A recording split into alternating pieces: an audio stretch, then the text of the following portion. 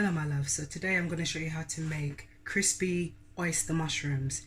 These are going to be fried, however you can bake them, but in order to achieve that crispiness and that type of, if you're somebody that's transitioning from a meat-based diet, then this would be a great way to satisfy that need for crispy chicken or southern fried chicken, however you want to address it.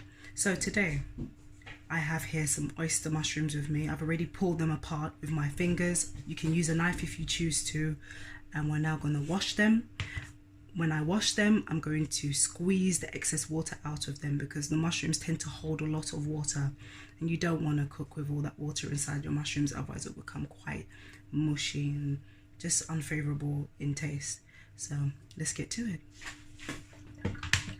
Now, the method that you want to use once you've rinsed your mushrooms off 3 times is you get them and you just squeeze the excess water out. You see that? Okay? And that's what you want. You want a dry mushroom.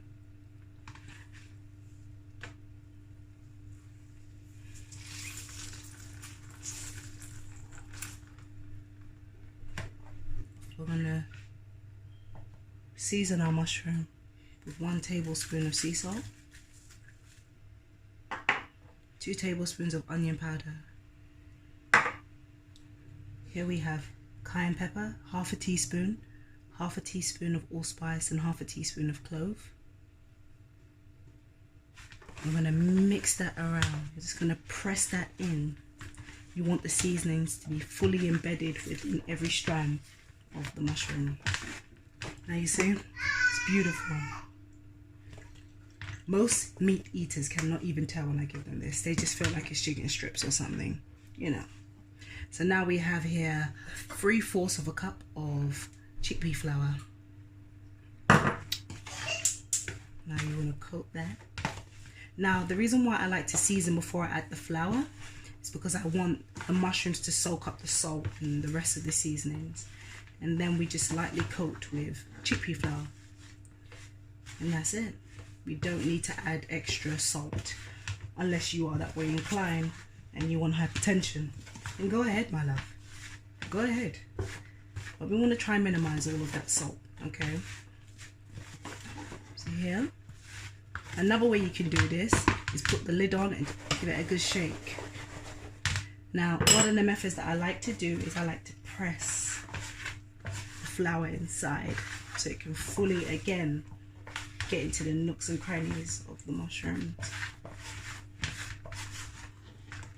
I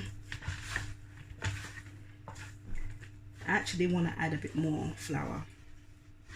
Yeah, I want to add a bit more. Say 4 tablespoons.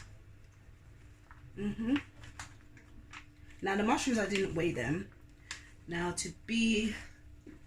I cannot be too exact in terms of the weight because I do not measure my mushrooms by weight, but you saw how much I used, so just judge everything by eye and by taste. If you're not too sure about how it's going to taste, what I would suggest you do is that you take one, you fry it, cool it down, taste it, and make your adjustments if need be then. Okay, and that's that.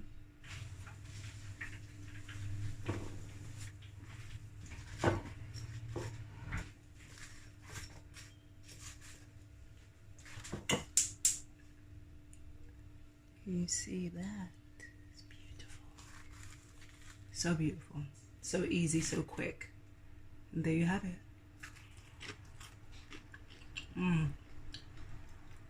Now, I cook these in my deep fat fryer. You can also air fry these.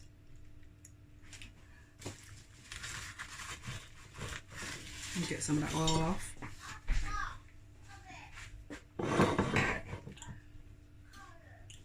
And all you want to do is just put some of that homemade barbecue sauce. And there you have it.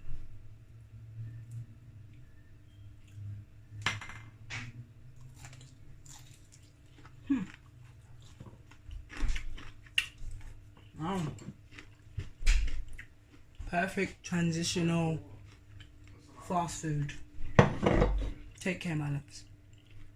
Please subscribe to our YouTube channel, Mutulu Botanica, and do not forget to hit the notification button for all things traditional medicine, botanical beverages, and alkaline recipes.